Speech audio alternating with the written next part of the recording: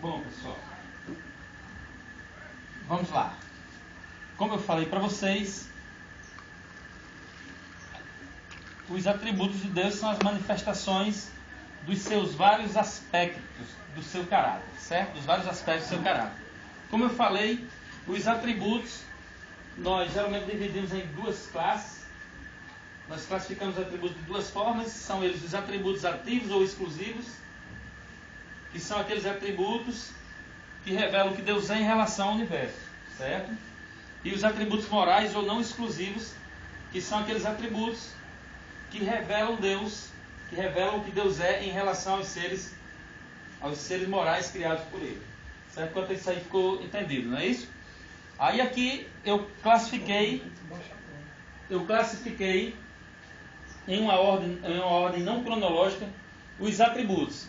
Então aqui nós temos os atributos exclusivos de Deus, tá certo? Que é espiritualidade, infinitude, unidade, onipotência, onisciência, onipresença, sabedoria, soberania e imutabilidade. Tá certo? Infinitude é infinito, né? Isso, exatamente. No caso seria também a eternidade, né? Que ele nasceu.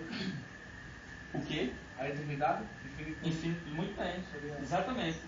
Com certeza. Olha, a espiritualidade. A Bíblia fala, no Evangelho segundo João 4, 24, que Deus é Espírito. Ou seja, Deus é Espírito com personalidade, Ele pensa, Ele sente e fala, e portanto pode ter uma comunhão direta, né? Pode ter uma comunhão direta com as suas criaturas feitas à sua imagem. Deus, sendo Espírito, Ele não está sujeito às limitações às quais estão sujeitos todos os seres humanos dotados de corpo físico. Não é isso? Só relembrando aqui aquela definição de Deus de acordo com o Catecismo de Westminster, que nos diz o seguinte: Deus é Espírito infinito, eterno e imutável em seu ser, sabedoria, poder, santidade, justiça, bondade e verdade. Não é isso? Então Deus é Espírito. Então o primeiro atributo exclusivo de Deus é a espiritualidade. Deus é Espírito. Ele não possui partes corporais. Não é isso? Nem está sujeito às paixões. Quando ele criou o mundo e tudo dele, aí no certo dia descansou. Ali é o que ele... Sentido figurado. É figurado. É. Deus não pode descansar porque ele não se cansa, né? O sentido de descansar aí é no sentido que ele se realizou, né? Deus se realizou naquilo que ele fez, naquilo que ele criou, não é isso? Ele tirou como se ele tivesse trago uma férias de um momento para observar, né? Olhar para... Exatamente. Agora eu vou desfrutar aqui, eu vou me regozijar, vou me alegrar naquilo que eu fiz. Não porque ele estava cansado. Não porque ele estava cansado, né? Porque Deus é Espírito, Ele não está sujeito às limitações físicas, Ele não tem partes corporais. Quando a Bíblia fala de Deus como... quando a Bíblia fala nos olhos de Deus, né, nos ouvidos de Deus, que a mão do Senhor não está encolhida, os seus ouvidos... Que ele está atento a tudo. Tudo isso aí tem uma representação a todo momento. Então Deus não figurativa, não é isso? Exatamente. Por exemplo, a mão de Deus representa o quê? A proteção do Senhor, o cuidado do Senhor com os seus. Não é a mão, né? Não é a mão, o corpo, né? É a mão no sentido figurado. Foi o que o escritor bíblico, como nós falamos ali naquela questão da bibliologia, que Deus, que o Espírito Santo respeitou os estilos, não é isso? Ele veio, ele soprou, não é isso? O pneuma veio e soprou sobre os escritores bíblicos, mas respeitando a cultura nas quais eles estavam inseridos, tá certo? Respeitando os seus estilos, respeitando as suas formas de escrever, as suas formas de se expressar. Então, de fato, eles tiveram essa liberdade. tá certo? De se expressar Quer dizer da que forma como ele sabia. Ele recebeu a mensagem e escreveu na cultura que ele estava. Exatamente, sem dúvida alguma. Então Deus não pode ser visto com olhos naturais, nem pode ser aprendido com sentidos naturais, tá certo? Deus é uma pessoa real, mas de natureza tão infinita que não se pode aprendê-lo plenamente pelo conhecimento humano, nem tampouco satisfatoriamente descrevê-lo em linguagem humana. Então vocês vejam aí a dificuldade que os escritores bíblicos tiveram para explicar Deus, né? Para tentar explicar Deus, né? Limitado, né? Os profetas, Exatamente. pastor, Deus falava diretamente, sim, a voz de Deus falando mesmo, ou usava os anjos? Exatamente. Para dar ordem para os profetas profetizarem sobre a nação. Não, eram os profetas que falavam. Mas certeza. Deus dialogava, você tem que dizer assim, assim, assim, assim. Era através do sopro do Espírito, né? Não é o próprio Deus falando na voz Não. dele mesmo, né? Não, eles recebiam a inspiração do Espírito Santo na mente deles. E aí transmitiam para o povo. Se você não olhar, se não prestar atenção direito, você pensa que é Deus falando mesmo, né? Exatamente. Era a inspiração. A inspiração foi Exatamente. um método de transmissão da mensagem do Espírito Ah, Santo. o método de transmissão da mensagem. Usada pelo Espírito Santo, soprada por Deus. Exatamente. Foi a forma de Deus revelar a sua mensagem, o seu querer, a sua vontade. Igual aos hoje, a homens. gente às vezes tem assim, está orando e de repente você recebe como se fosse, né, uma mensagem. Exatamente, é verdade. Você vai fazer assim, assim, assim. Muito Mas bem. a gente fica pensando, mas quem está falando isso? O próprio Deus está falando, né? Exatamente. Sobre esse movimento aí, eu tenho uma pequena história para contar, porque a Bíblia não fala naquele Senhor que preparou os celeiros, né, e colheu muito, e se alegrou porque tinha colhido muito, né, e Deus veio e falou para ele, louco, se eu te pedir a tua alma, para que fica isso aí, né? Aí certa vez eu estava com o terreno ali direto em Progresso e fui de manhã fazer um serviço lá. Tomei um café com uma banda de pão, mas não sei se era porque não tinha mais, eu só queria que eu fui trabalhar. Trabalhei preparando o terreno, arrancando todo, arrancando tudo, quando deu assim, mais ou menos às 10 horas para lá, eu senti aquela pancada no meu coração. Se tu morrer, por isso disse aí. Aí eu ainda disse para o meu filho. Aí terminei o serviço, deu quase uma hora eu vim embora. Cheguei na casa do meu cunhado e pediram para mim almoçar. Eu digo, eu não quero não, tá? Lutaram até que eu almocei. E quando eu venho de lá para cá, acho que eu já contei essa história, pois não. Contou. Aí, Na sua casa. Aí sofri, sabe? Parece que eu senti uma tontura e quis puxar a bicicleta por meio da estrada, a bicicleta saiu para cima. Tinha um muro assim, eu vou descer. Rapaz, quando eu desci, o mundo rodou no meu pensamento assim, a 100 por hora, eu fiquei desse tamanho no meu pensamento, agarrado para a bicicleta. Aí eu olhei assim, do outro lado tinha uma casa, eu fui para lá e pedi para me sentar um pouquinho e me deixaram. Ofereceram água, chá, café, eu disse, não quero nada, só quero que coisa. Rapaz, eu via coisa feia. Agora, professor Leme, eu acho muito bonito quando eu vejo a pessoa falar dessa forma. Deus falou ao meu coração, como pastor, comigo Deus nunca falou. Eu quero saber ao coração qual é esse coração, se é o físico, se é o coração de carne. Eu disse que eu queria perguntar a minha resposta.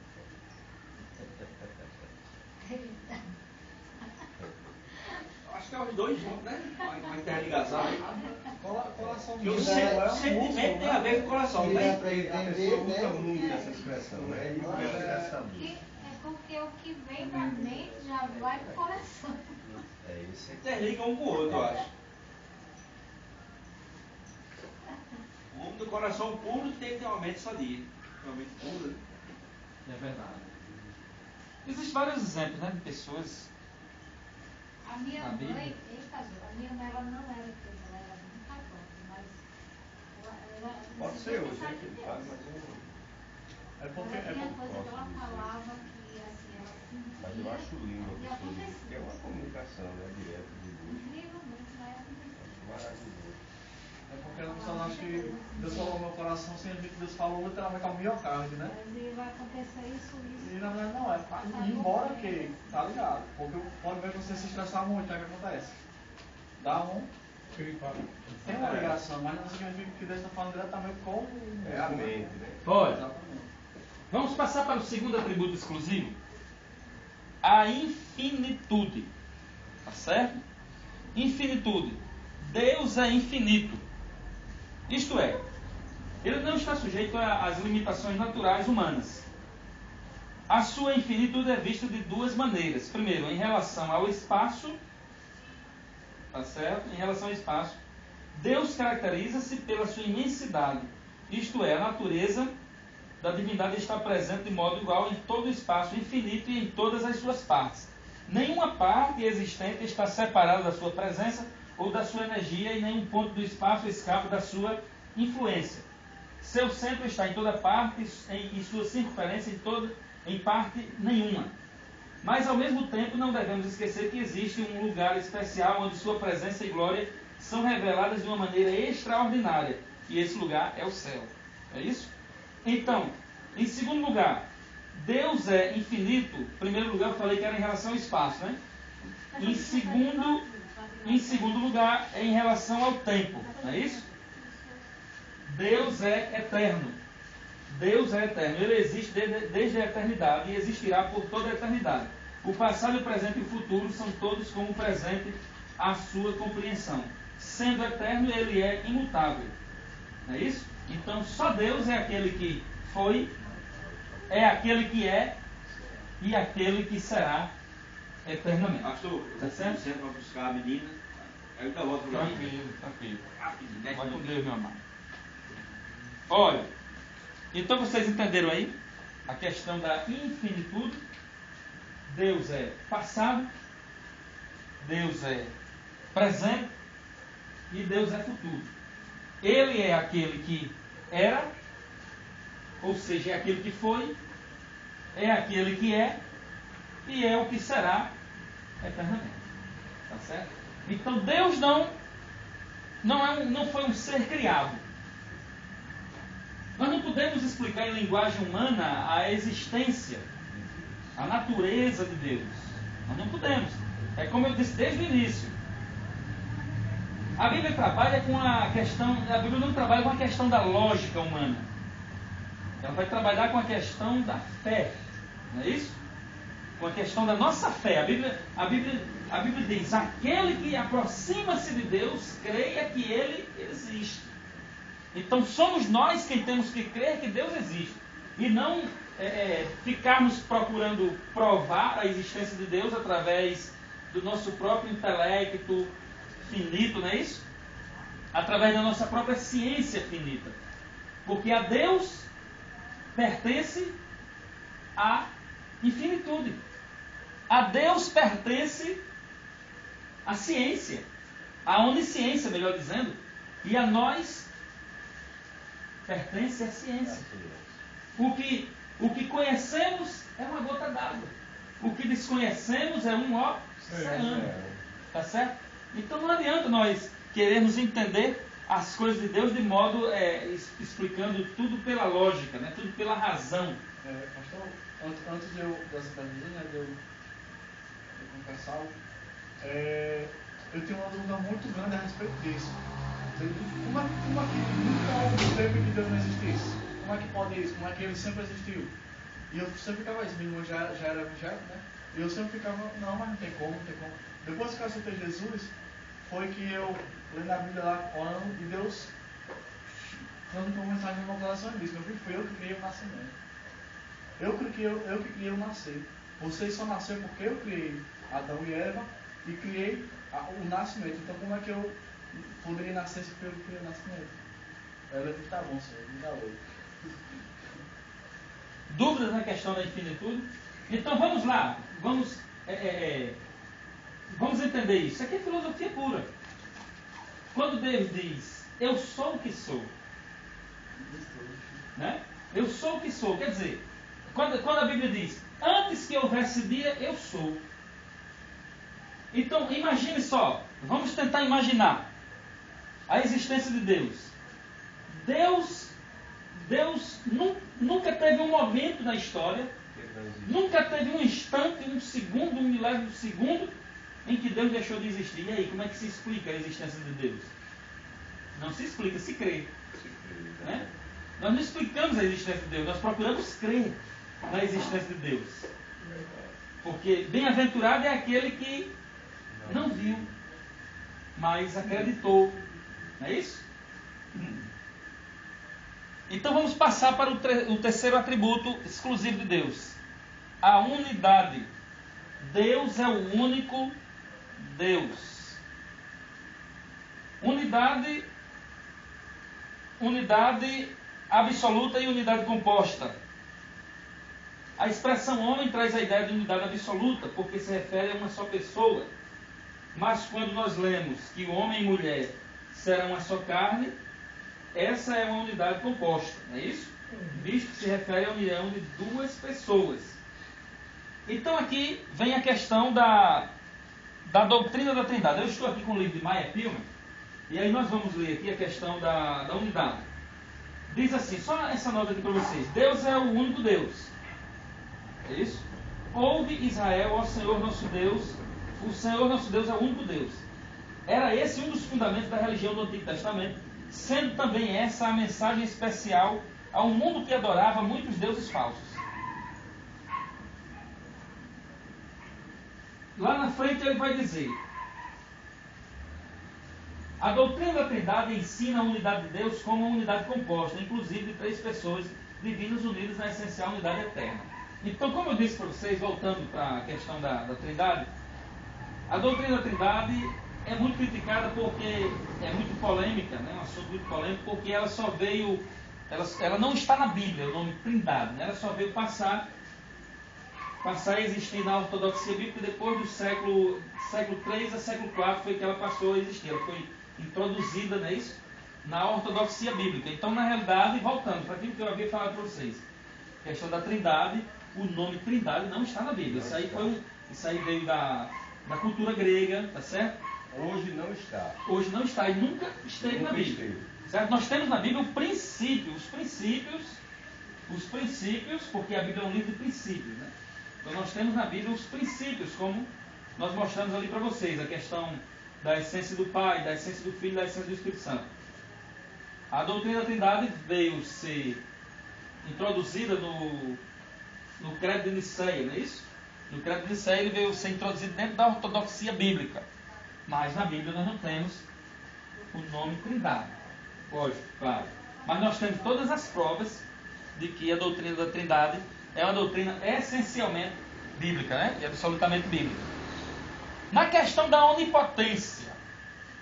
A onipotência. Deus é onipotente. Onipotência de Deus, podemos dizer que é um atributo de Deus relacionado com o universo. A onipotência de Deus significa duas coisas: sua liberdade e poder para fazer tudo que esteja em harmonia com a natureza, não é isso? E o seu controle e sabedoria sobre tudo que existe ou o que pode existir, não é isso? Então Deus é onipotente. Deus pode todas as coisas. Mas poderíamos dizer, fica essa pergunta aqui para vocês: Deus, já que Deus é onipotente, pode todas as coisas, Ele pode pecar? Deus pode pecar? Não. Mas Ele é onipotente, pessoal. Ele não é onipotente, Ele não pode todas as coisas. Como é que a gente vai sair desse prensado? Vamos sair agora. E aí? E aí, teólogos? Porque Deus não muda. Mas, A questão da imutabilidade, né?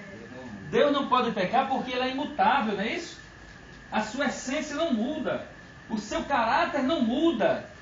Aí a gente vem aqui para a questão da infinitude, que está ligada à imutabilidade de Deus. Deus não muda. Ele não pode pecar porque o caráter de Deus é imutável. Ele não, o seu caráter, a sua essência não muda, a sua natureza não muda. Tá certo? Então não tem como ele pecar. Não tem como jamais. Não tem como, certo? Então, Deus é onipotente. Pode todas as coisas.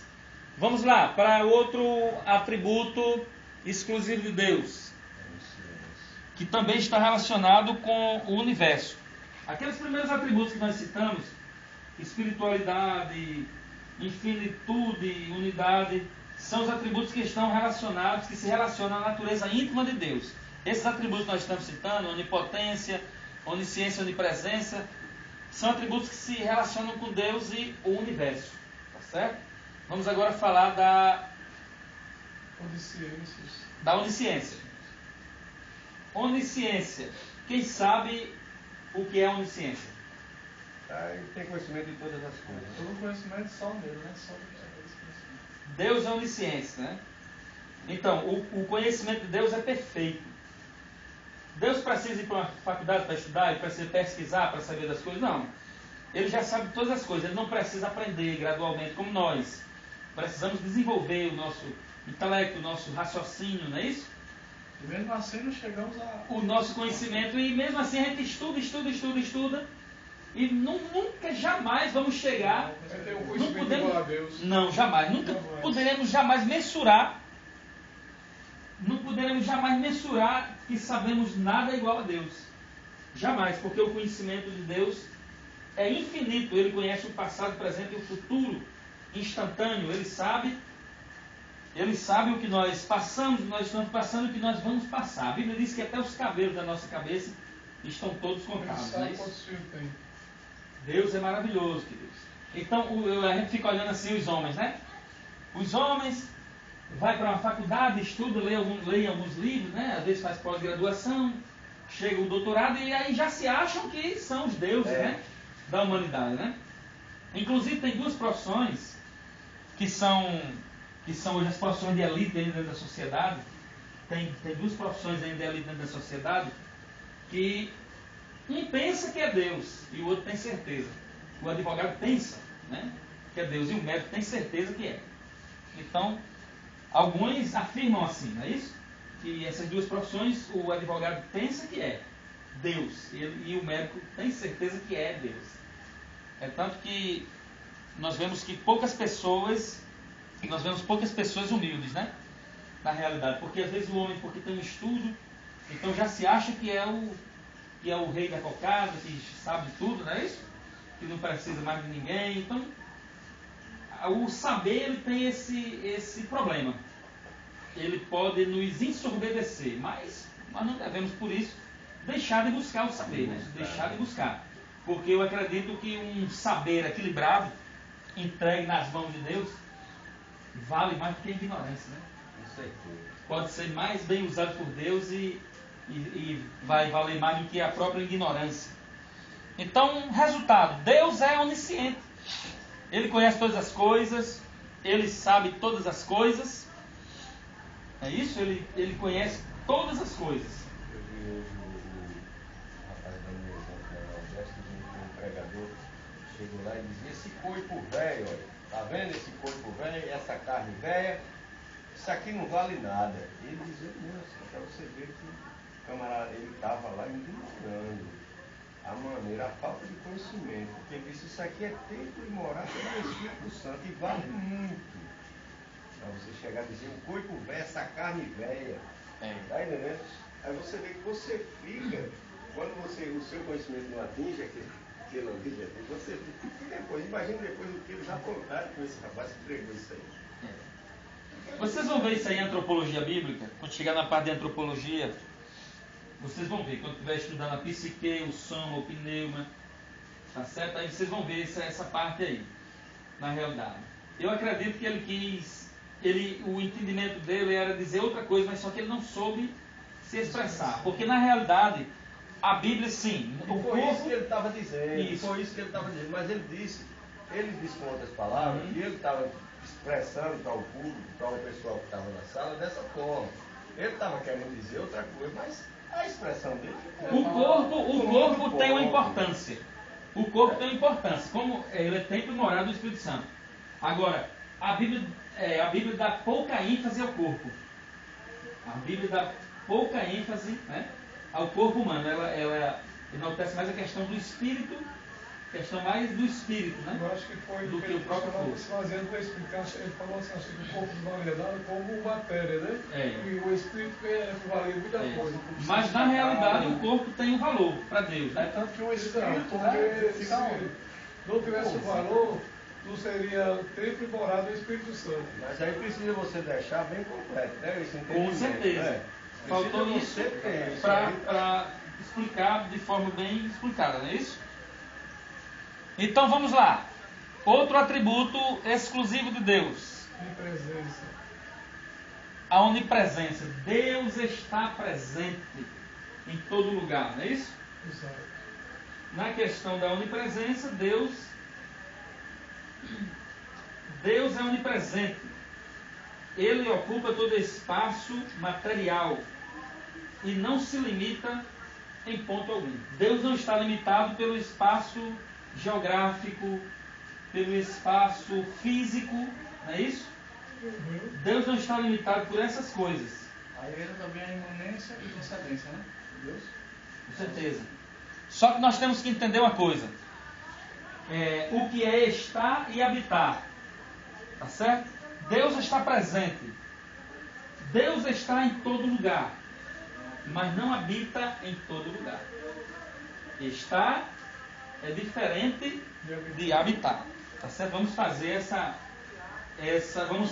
diferença. Que É isso? habitar, eu acredito, é ali como se fosse a morada, quando já está sobre aquele Morada, lugar. exatamente. Questão da comunhão. Tá certo? O habitar. É.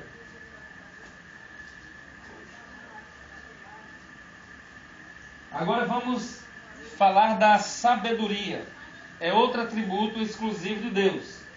Deus é sábio. A sabedoria de Deus reúne o que, pessoal?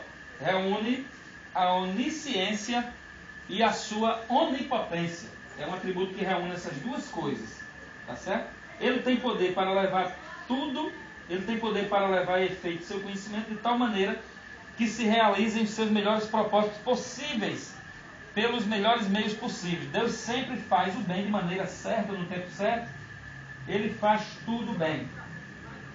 Esta ação da parte de Deus de organizar todas as coisas e executar sua vontade no curso dos eventos com a finalidade de realizar o seu bom propósito, chama-se providência. Providência.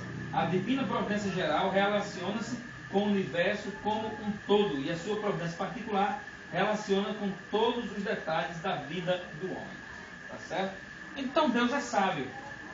Deus é sábio. Os homens são inteligentes, mas a Deus pertence a sabedoria. E eu ainda digo mais, que a sabedoria é a aluna dele. Muito bem. Provérbios, né? É verdade. Provérbios fala que no princípio de tudo era a aluna dele, né? A sabedoria. Sabedoria. O outro atributo, pessoal, exclusivo. Soberania. Soberania. Deus é soberano. Ele tem direito absoluto de governar suas criaturas e delas dispor como se lhe apraz. Ele possui esse direito em virtude de sua infinita superioridade, de sua posse absoluta de todas as coisas e da absoluta dependência delas perante ele para que continuem a existir. Então, a Deus pertence a soberania, né, pessoal? Nós fomos escolhidos, nós fomos criados por Deus. Então Deus tem o direito sobre nós. Os seres humanos foram criados. Então Deus tem o direito da soberania sobre os seres humanos e todas as coisas que Ele criou. É isso? Então nós jamais devemos pensar, isso não nos dá o direito de pensar que estamos acima do Criador, né? Que estamos acima de Deus em hipótese alguma. Eu diria assim, professor, vamos falar de um exemplo de casa mesmo, né? O nosso filho. Nós não temos satisfação de dar uma criança, né? Eu vou para a cidade, eu vou no Alicante, se é soberano para sair, acabou, tchau. É como Deus, né? Essa soberania dele, ele diz só que a gente fala de filho, e ele fala de filho. É verdade. Né? Não tem satisfação, é como a gente usando, é um exemplo, né? Você não vai dar satisfação a uma criança. Eu estou indo para o Alecrim, estou indo para a cidade. Não, você é soberano. Inclusive, nós temos aqui uma nota aqui sobre a soberania de Deus, diz assim: Deus é soberano. Isto é, Ele tem o direito absoluto de governar as suas criaturas e delas dispor como lhe apraz. Ele possui esse direito em virtude de sua infinita superioridade, de sua posse absoluta de todas as coisas e da absoluta dependência delas perante Ele para que continue a existir. Desta maneira, tanto a insensatez como a transgressão procuram os seus caminhos. A doutrina da soberania de Deus é uma doutrina muito útil e animadora.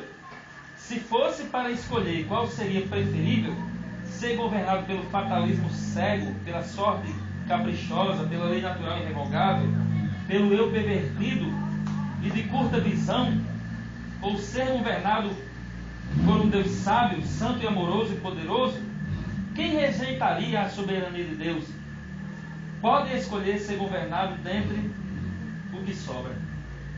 Não é isso? É verdade. Se fôssemos para nós escolher sermos governados pelo fatalismo cego, é melhor ser governado pela soberania de Deus, né? Isaías, se não me engano, 64, 4 a 6, ele vai dizer que a justiça dos homens é como trapos de imundícia. A justiça, está falando da justiça, e a injustiça do ser governado. A justiça é como um trapo de imundícia, e a injustiça. Como o povo fez, né?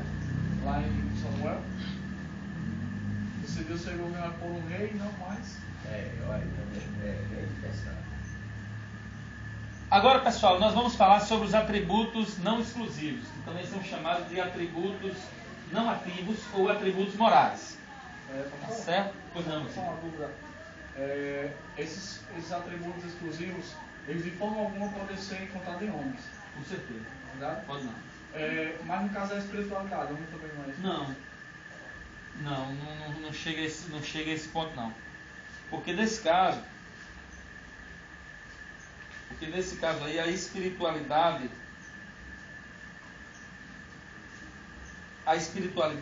ela está aí no sentido completo. O homem não é um ser completo. O homem é um ser material. Está entendendo? Nesse sentido aí. E Deus é um ser infinito. Então vai tudo pegando uma coisa com a outra. Espiritualidade, infinitude, unidade. Então Deus é isso aí. São os atributos exclusivos. Ou seja, são os atributos que revelam a natureza íntima de Deus. Então o homem não possui esse atributo de espiritualidade. O homem ser um ser espiritual, ou seja, ele é uma partículazinha daquilo que Deus é. Porque a Bíblia diz que o homem foi criado à imagem, à natureza e à semelhança, né? A imagem e a semelhança de Deus. Então ele tem uma partícula do eterno, mas ele não é o eterno. Ele tem uma partículazinha do espiritual de Deus. É tanto que quando o homem tem um espírito, que é a sua parte imaterial, não é isso? O espírito é a parte imaterial do homem, o corpo é a parte material, não é isso? Talvez seja essa parte aí, né? Exatamente. E o homem tem essa partícula do eterno, mas ele não pode ser dirigido esse atributo de espiritualidade ao homem. Tá certo? Porque a espiritualidade mesmo, a questão de ser espírito, a espiritualidade está voltada para a questão de Deus não ser limitado pelas leis físicas. E tudo isso aí é um complemento que está em Deus. Tudo isso formado, tudo isso junto aí. Tudo isso junto. Mas foi muito válida a sua pergunta. Tá certo? Vamos para os atributos não exclusivos, ou também chamados de atributos morais. Primeiro atributo, santidade. Deus é santo. A santidade de Deus significa a sua absoluta pureza moral.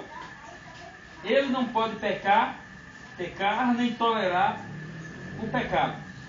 Pessoal, a santidade é um atributo que pode ser encontrado nos seres humanos? Sim. Limitadamente? Sim. A Bíblia diz: sede santos como o vosso Deus é santo.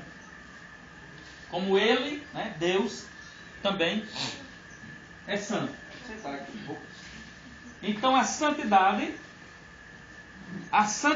é esse atributo que pertence aos seres humanos. Que pertence também aos seres humanos. Nós temos condições de sermos santos, assim como Deus é santo. não temos a santidade assim, a tal ponto de chegar igual a Deus. De ser igual a Deus. Quando a Bíblia diz ser de santo como Deus é santo, não significa dizer que nós temos esse poder, né? De chegar a ser.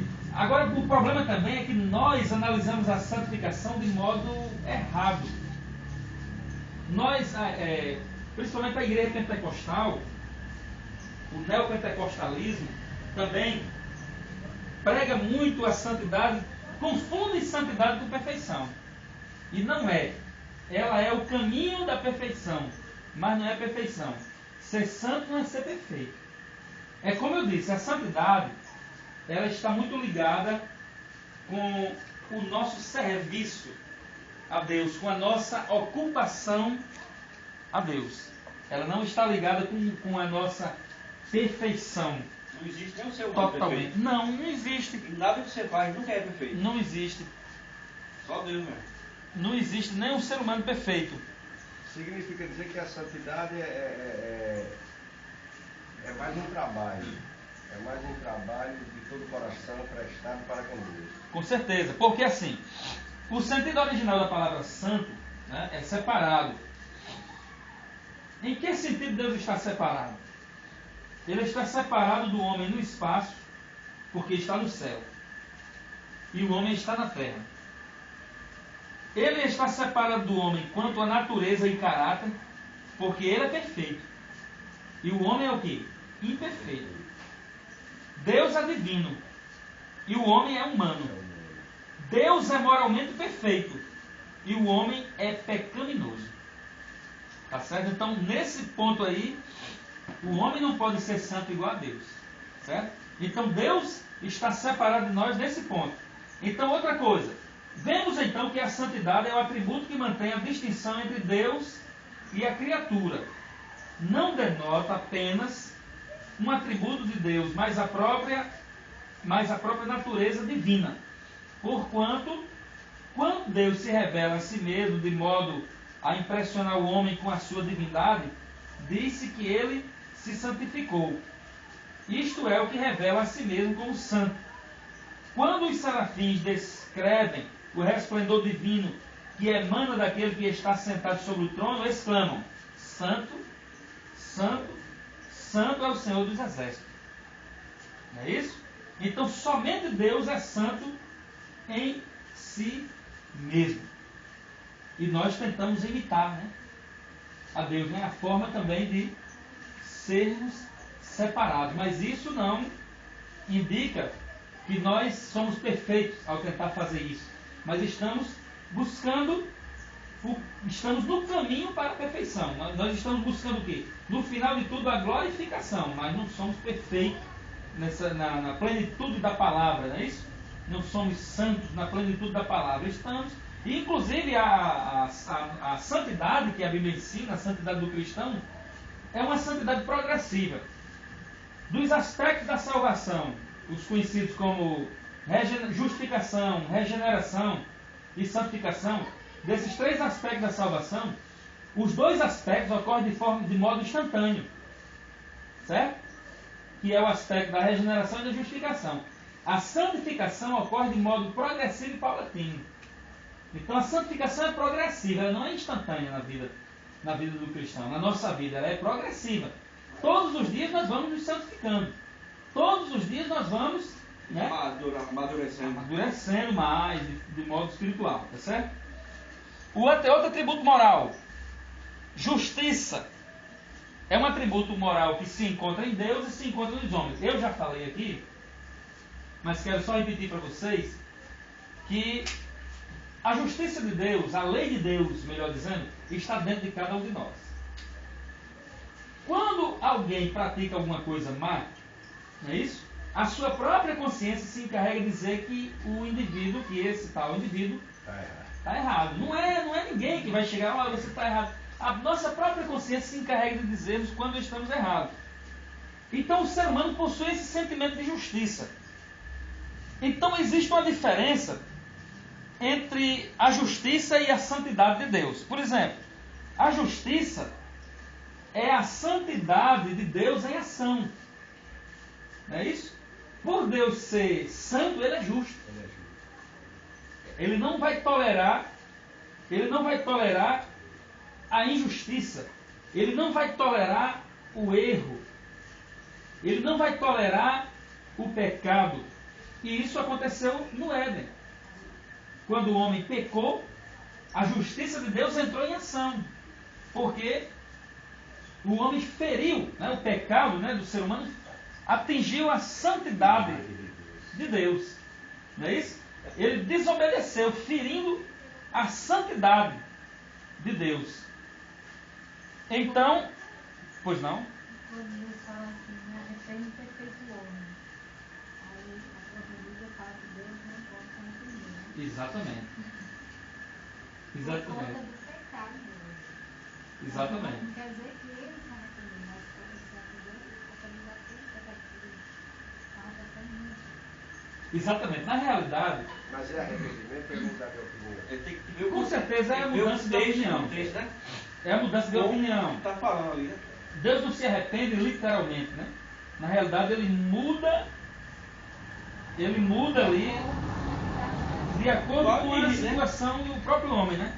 Ele falou para Judas que destruiria. Depois ele destruiu mais. Isso. É, porque Esse mudar que eu estou Exatamente. dizendo não tem nada a ver com a imutabilidade de Deus. É. Tá certo? Tem nada a ver com a imutabilidade.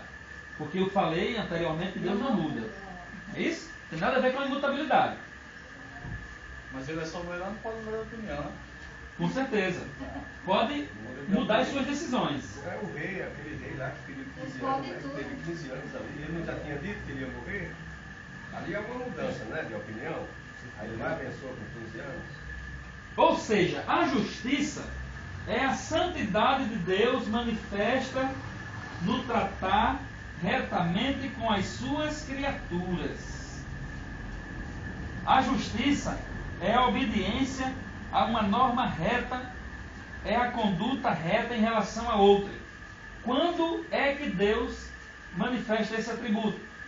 Quando livra o inocente, condena o ímpio e exige que se faça justiça. Deus julga, não como fazem os juízes modernos que baseiam seu julgamento sobre a evidência apresentada perante eles por outros. Deus mesmo descobre a evidência. Desta maneira, o Messias, cheio do Espírito Divino, não julgará segundo a vista dos seus olhos, nem reprovará segundo o ouvido dos seus ouvidos, mas julgará com justiça. Quando perdoa o penitente, quando castiga e julga o seu povo, quando salva seu povo. A interposição de Deus a favor do seu povo se chama a justiça. A salvação é o lado negativo. A justiça é o positivo.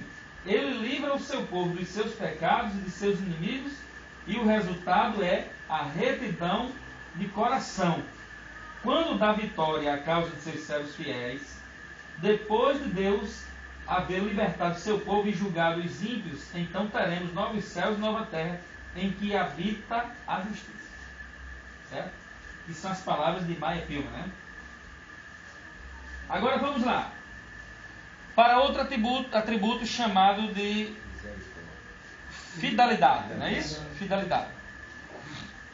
Deus é fiel. Ele é absolutamente digno de confiança. As suas palavras não falharão. É isso? A Bíblia diz assim: mesmo que sejamos infiéis, Ele permanece fiel. Ele quem? Deus, né? Deus permanece fiel, porque não pode negar-se a si mesmo. Não é isso, pessoal? O nosso pecado, a nossa falta de fidelidade, não vai afetar Deus. Tá certo? Mas vai afetar a nós mesmos. A nossa própria consciência. Tá certo? A nossa própria vida vai ser prejudicada por nossa falta de fidelidade. Mas Deus é tão misericordioso que Ele permanece fiel. Mesmo que sejamos infiéis. Mas essa fidelidade é a nós? É a nós mesmos? Ou é a Deus mesmo? Essa fidelidade. É a Ele próprio. Na palavra dele. Ele é fiel a si mesmo. Ele não pode negar. A si mesmo. Deus não é fiel. Deus Deus não pode ser, ele não pode ser fiel a mim porque eu quero que ele seja fiel a mim, né? Às vezes a gente exige tanto de Deus e a gente não faz nem o mínimo para ele. Aí nós exigimos o que nós não damos a Deus. É isso? Por isso que o ser humano não pode exigir nada. Não é que o ser humano, não, Senhor. Tem gente que Deus não canta para ele. Não é verdade? Então quem somos nós? O senhor tem que fazer. Quem somos nós? O senhor tem que me dar isso, não sei o quê. É por isso que vem não primeiro, aí depois vem exclusivo. Ele não é exclusivo a ninguém. Exatamente. E aí ele beneficiava lá e deixava aqui. Deus perdoa quem quer, justifica quem quer, Escolhe quem cura quer. quem quer, escolhe quem quer. Ele é soberano. Soberano. Tá certo? E ele é fiel a ele mesmo. A ele mesmo. A misericórdia, vamos lá, outro atributo não exclusivo. Deus é misericordioso. A misericórdia de Deus é a sua divina bondade em ação com respeito às misérias de suas criaturas. Bondade que se comove a favor deles, promovendo o seu alívio, e no caso de pecadores impenitentes, demonstrando paciência longânima. Uma das mais belas descrições de misericórdia, pessoal, de Deus encontrada, uma das mais belas descrições de misericórdia, encontra-se no Salmo 103, 8 e 18. Alguém pode ler esse texto aí, por favor? Salmo de número 103, 8 e 18. Salmo de número 103, 8 e 18.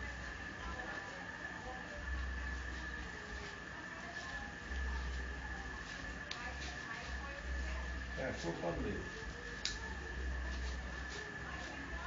8 e 18. E 103, 8 e 18. Misericordioso e piedoso é o Senhor, longânimo e grande em benignidade. 18. Sobre aqueles que guardam o seu conselho e sobre os que se lembram dos seus mandamentos para os cumprirem. Isso. A maior prova da misericórdia de Deus, pessoal, a maior prova da misericórdia de Deus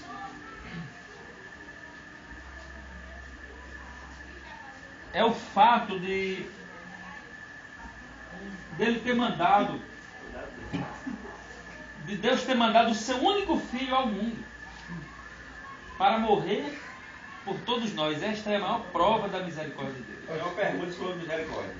Pois não, meu irmão. Tem algumas partes da Bíblia que falam que a misericórdia de Deus é infinita. E aí, mas quando chegar o julgamento, e ali não vai ter mais misericórdia, como seria?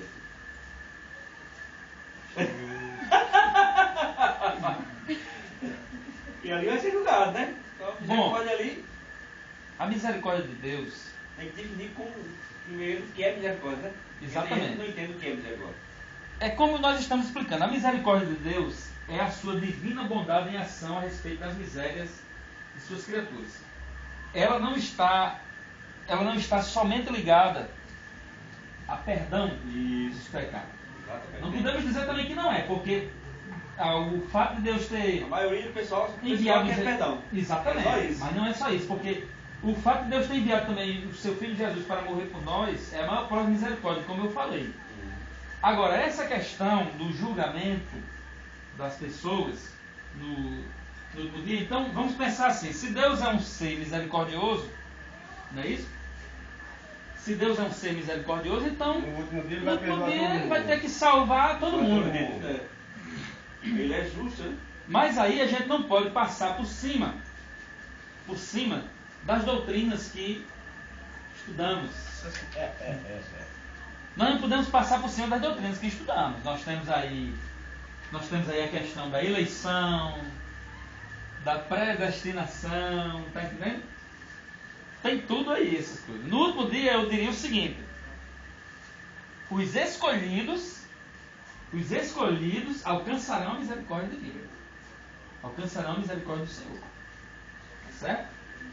Os escolhidos vão alcançar a misericórdia do Senhor. Nesse ponto aqui que eu digo, da questão de salvação. Por quê? Deus não vai perdoar quem não quer.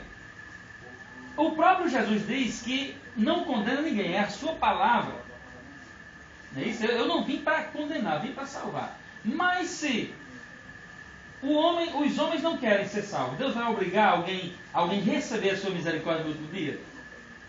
Deus não vai obrigar ninguém, assim como ele não é obrigado a ser misericordioso com ninguém. Ele diz: eu terei misericórdia de quem eu quiser ter misericórdia. Aí esse julgamento é só para os que vão ser condenados? Sim, o julgamento final, sim. E O julgamento... um pregador que pregue que nós, salvos, vamos assistir o julgamento. Assistir os outros sendo julgados. Só assistindo, sim. Bom, essa parte aí desse julgamento nós vamos... É porque a teologia é muito profunda, ela vai puxando um assunto, vai puxando o outro, e etc e tal, tá entendendo? Só sei o seguinte. Mas nós entramos em julgamento, pastor. Quem vai entrar? Nós. Quando? Salvo, o grande dia. Pessoal, Você é julgado de quê, né? Porque ele não está salvo. pessoal, o crente já foi julgado na cruz. O julgamento que vai haver para o crente, para aquele que recebeu o senhorio de Cristo na sua vida, são os julgamentos de obras. São julgamentos de obras, para ganho ou perdas de galardões. Certo? Julgamento para condenação ou para salvação é no juízo final. E só vai participar ímpios.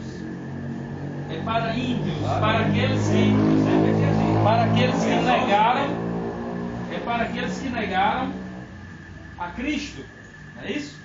Que se negaram a receber o senhorio dele em suas vidas, tá certo? Mas para os servos de Deus não vai haver obras. Que é para vai haver obras para galardão. O senhor quer dizer, significa dizer que galardão será uma posição mais elevada um do outro, é isso? Ninguém sabe o que é galardão. Ninguém sabe, né? Existem suposições teológicas, especulações teológicas do que será o galardão. Mas o que podemos dizer é que galardão serão recompensas. É uma coisa boa, né? É. O livro do Apocalipse diz que ele vem, né, Jesus vem, e com ele está o galardão para retribuir a cada um segundo as suas obras. Então os galardões serão retribuições, recompensas. Mas o que é? Algum vai dizer, não, mas é uma coroa, outro vai dizer é uma pedrinha, não sei o que. São especulações, não está na Bíblia, né? Então existem coisas na Bíblia que não é para nós descobrirmos. Só vamos descobrir no último dia, quando tudo for revelado. Né? O galardão era para ir morar no céu. E o outro diz, minha coroa vai ser mais bonita que a de fulano. Vai ter mais pedinha que a dele. Porque eu estou me esforçando mais. Meu Deus. Olha, então eu falei da misericórdia, vamos falar agora de mais dois atributos para nós encerrarmos. Os atributos não exclusivos ou os atributos morais. O amor. É forte. O que é o amor, pessoal? Vamos lá definir o amor? O amor é o que para vocês? É esse amor das novelas que tem por aí? É esse amor de novela? É, os amores das novelas? Tem várias dimensões, né? Amor, ágape, né? É, os gregos definiam o amor de 4 formas, né? Ágape, eros, filhos, estrógeno. Não é isso? Mas o que é o amor? Esse amor que a Bíblia está falando? Deus é amor. Primeiramente, ao falarmos de amor, nós devemos entender, quando se fala de amor, o que é amor? Amor é um sentimento autônomo. É um sentimento soberano do próprio Deus. E esse amor, o aspecto, a característica do amor de Deus é a incondicionalidade. Deus é incondicional, o amor dele é incondicional. Ele ama incondicionalmente. Às vezes, o nosso amor é assim, muitas vezes é fingido, né? A gente troca de alguma coisa. Né? Em troca de alguma coisa, não, vou ajudar fulano aqui, né? Mas depois ele quer ajudar também. Não é verdade? Então, mas não é esse amor que a Bíblia fala. Nem o pecado pode nos separar do amor de Deus. Né? E não, de forma alguma. Deus continuará nos amando. Ele abomina o pecado, mas ama o pecado. Exatamente. Fazer o bem sem olhar a quem. Existe isso aí também. Esse adágio, né? Popular. Agora, sempre que vocês pensarem no amor de Deus, pensem na questão da incondicionalidade. O amor de Deus é um sentimento autônomo, soberano e incondicional. Ele não precisa de nada, absolutamente de nada, para se evidenciar, né? Para se tornar evidente e patente. Deus não nos ama porque sejamos bons ou maus. Deus nos ama, isso não é uma virtude nossa. Alguém pensa que não, Deus me ama porque eu mereço. Que história é essa, rapaz? A gente merecia era a morte. Está escrito na Bíblia. Pela nossa ingratidão que nós causamos. O salário do pecado Exatamente. Os fariseus, né, pastor? O ser humano não merece nada. Na realidade, ele passa pela misericórdia de Deus. Eu diria que Deus olhou, aí quando ele disse que não viu nenhum justo, ele, vamos dizer que ele olhou para aquele que está todo errado e olhou para aquele que está todo certo e definiu que não tinha nenhum justo. Exatamente. Foi assim que ele olhou. Deus não nos ama por sermos bons ou maus. Deus nos ama porque Ele é o amor. Ele é a essência plena, Ele não tem integral. amor, né? Hã? Ele não tem amor, ele é amor. Ele é amor. Ele é o amor. Não é isso? Então, por isso que quem não ama não conhece a Deus. Então, tudo aquilo que Jesus ensinou nos Evangelhos,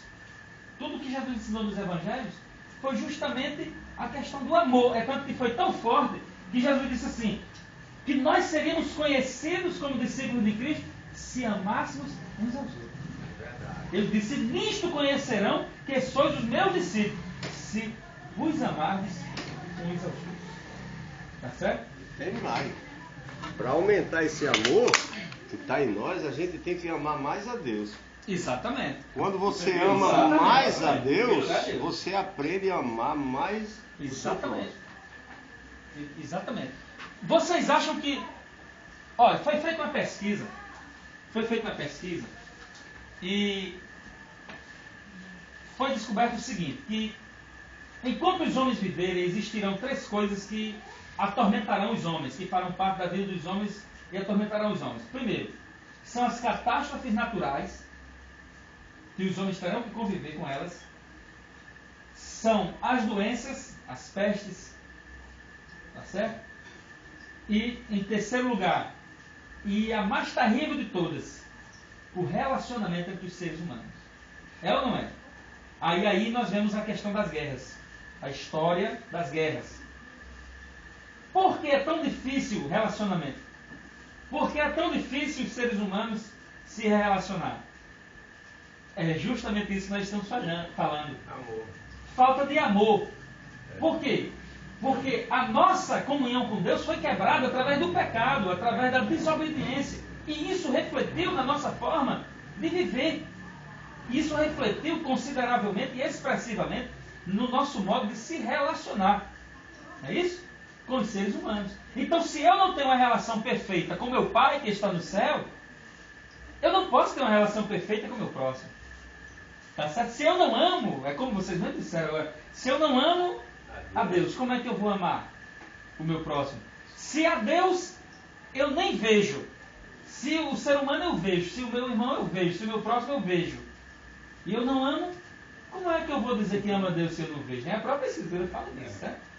Pastor, eu creio que o amor não é somente um sentimento, mas uma decisão.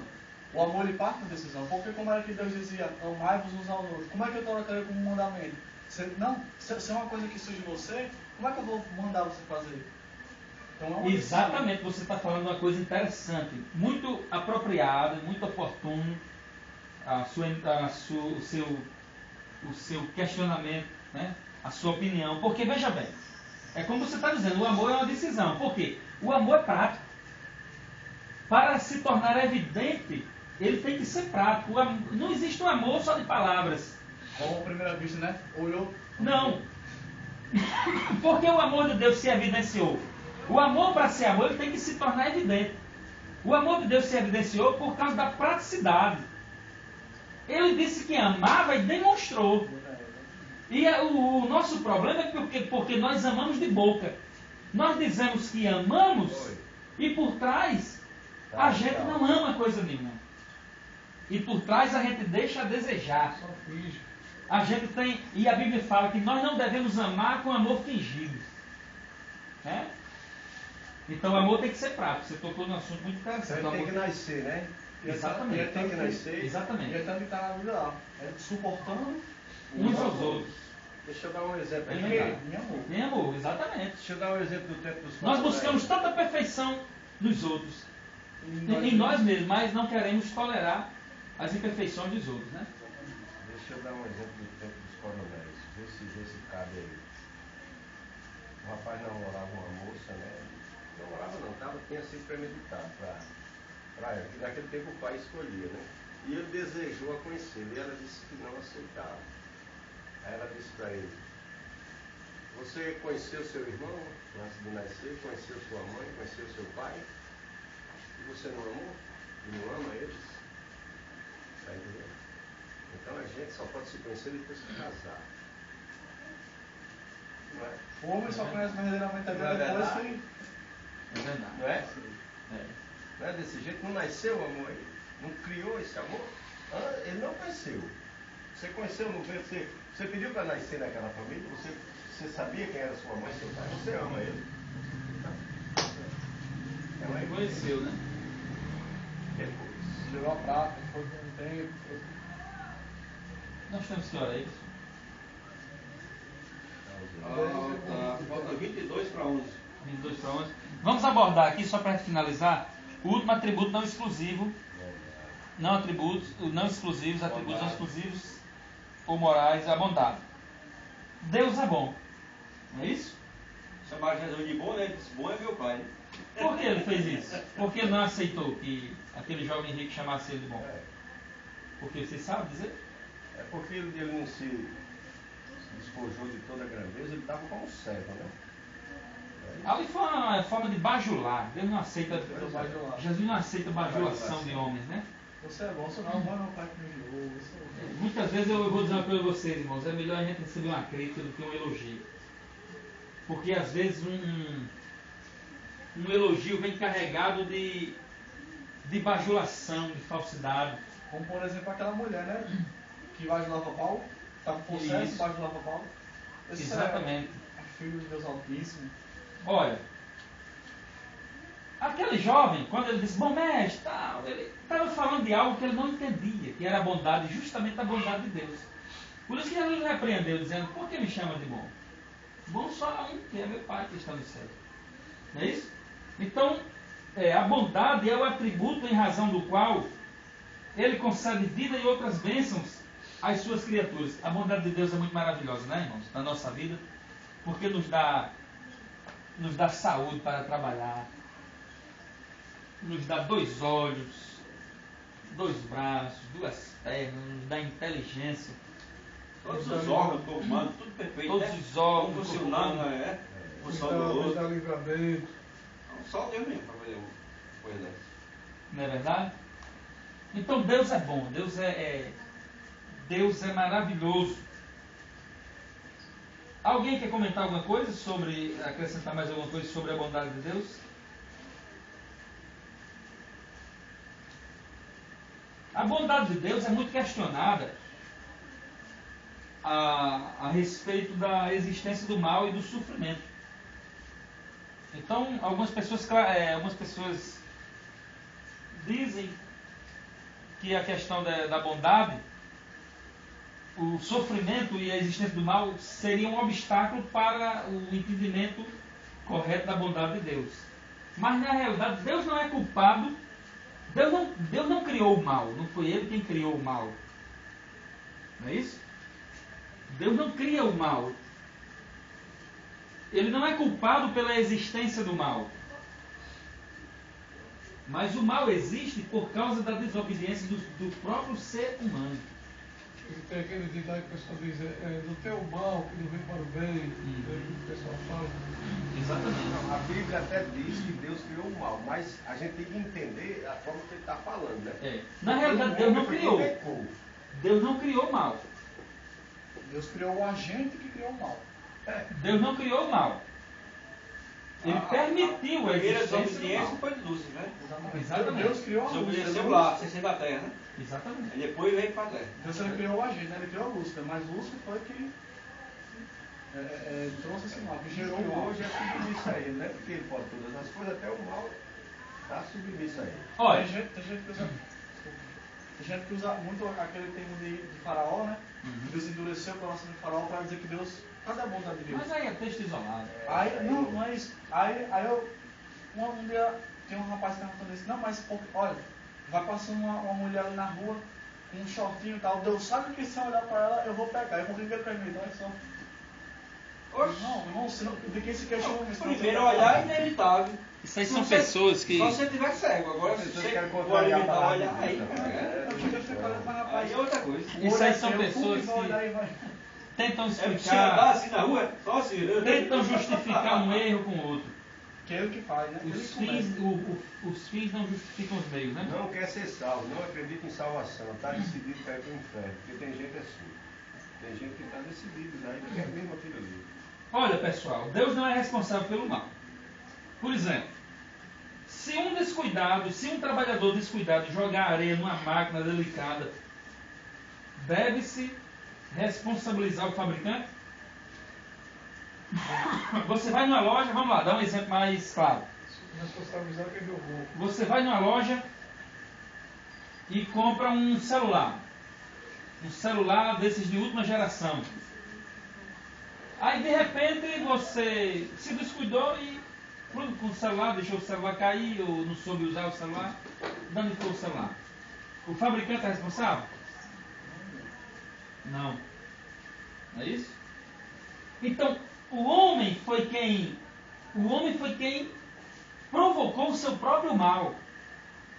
As consequências do pecado foram inevitáveis. Vocês vão ver isso quando estiver estudando a marteologia, a doutrina do pecado. Aí vocês vão entender mais essa questão. Nós vamos estudar as causas do pecado, as consequências. Vocês vão ver as esferas em que o pecado atingiu, né? Os seres humanos. A esfera moral, a física, a espiritual, a psíquica, tá entendendo? A emocional. Nós vamos estudar tudo isso aí. Então, Deus fez tudo bom, mas foi o homem quem danificou a sua obra. Tá certo? Praticamente, todo o sofrimento que há no mundo é consequência da desobediência deliberada do homem. Sendo Deus Todo-Poderoso, o mal existe por sua permissão. Certo? Deus não criou o mal, Ele apenas permitiu a existência do mal. Porque a existência do mal veio como consequências do pecado do homem. Deus perdoa o homem. O perdão de Deus e a misericórdia não extinguem as consequências dos erros dos homens. Pois a Bíblia ensina uma lei clara, chamada de lei da semeadura, quando diz: o que o homem plantar, também ceifará, ou colherá, né? Então vai colher, né? Aquela parte lá que Deus endureceu o coração de Faraó, nos originais, daquele jeito, né? Ou ali foi que eles sabem que é errado ali alguma coisa? Nós temos que fazer, eu não sei, eu tenho que analisar. O pai, quando está mexendo com o filho dele, ele tem que agir, né? Isso. Eu tenho que analisar isso aí. Seria até interessante vocês darem uma olhada nisso aí e trazer na próxima aula para mim. Essa questão aí desse texto aí. Vamos dar uma olhada, vamos fazer uma exegese desse texto. Tá certo? Vamos fazer uma exegese. Vocês já viram a hermenêutica, que já sabe alguns passos para se fazer a exegese de um texto. Façam isso. Vejam aí, vamos estudem essa questão do endurecimento do coração de Faraó. E vocês me trazem na próxima aula para a gente discutir aqui em sala. Tá certo? Pessoal, mais alguma pergunta? Mais alguma pergunta? Então vamos encerrar, né? Vamos encerrar assim.